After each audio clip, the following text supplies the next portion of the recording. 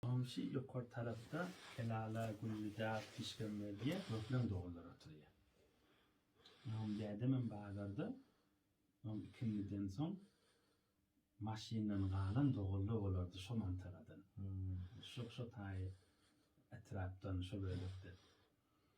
Maşinle galanlar geleceğim. Üye getirip yatırardı.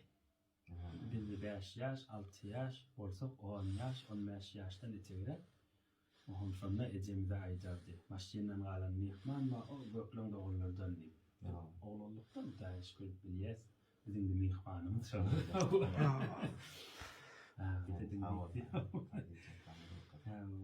Oğlum da suyucu soğut uğradan yani onları da o muallak da ayda. Ben mualları uğradım bak yaş oğulları uğradım gitti.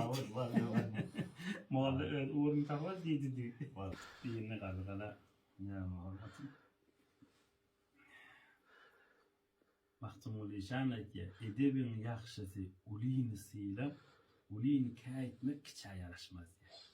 Oğullar geçirip, şehirler geçirip ulinisiyle makbular, Müslümanlığına hürmet bular deyip bir ilvinin salamı bilen geçsin. Bizi beğendirdin, neslinizden, ilvinimizden neslim, kovmu hişimizden iki dünya gülüp yaşadı.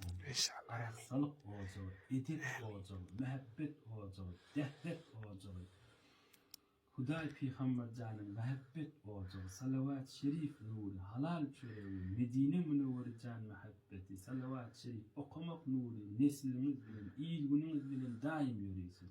Amin. Biter biz beğendirdin. Yine mahtumul işaret diye.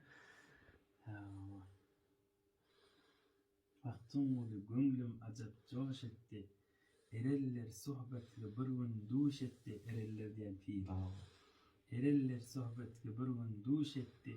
Bir kase mey verip gönlüm hoş etti. Her vakt kasen dolu şarap tapmaz senme. Bizi beğendirdiniz. Allah sizi beğendirsin. O zaman haber aldım. 26 var otiler şeyleri. Şunu söyle haber aldım. Mahtumul canım doğullum. Dövülüpler. Ne yaparım haber.